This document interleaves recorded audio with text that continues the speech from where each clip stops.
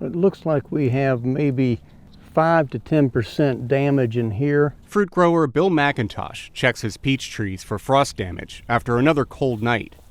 It's late March in Berryville, Virginia, about 120 kilometers west of Washington. Frost is not unusual. What was unusual was February.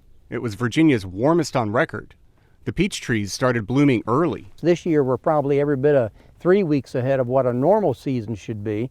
And we're probably a week, if not 10 days ahead of what last year was, which was very early. McIntosh says these early warm spells are happening more often. The climate that we've experienced over the last probably 10 years has been warmer winters, earlier bloom, and which puts us in a situation for a lot of loss.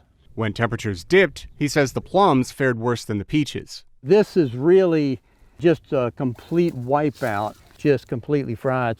This is dead. Virginia Tech professor Sharif says frost damage is increasing, even as temperatures are warming from climate change. The reason is not because we have more frost today than before.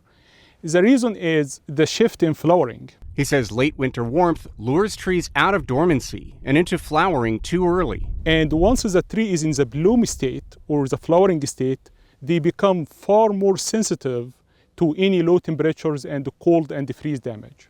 It might be Virginia this year. It was France last year. Cornell University professor Jason Londo says early blooms are happening more often across the temperate regions, causing problems for all kinds of fruit growers. So if this happens once every 10 years, it's sort of part of the risk of the job. If it's happening every 3 to 5 years, that begins to reduce the viability of that industry over time. Farmers are adapting.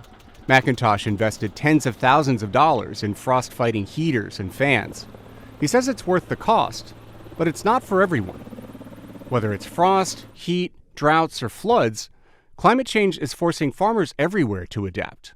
But there are limits, Londo says. You can do all sorts of things to try to reduce climate impacts, and we will have to do those.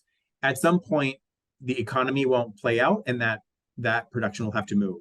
On a changing planet, many farmers will have to change what, where, or how they grow. Steve Baragona, VOA News, Berryville, Virginia.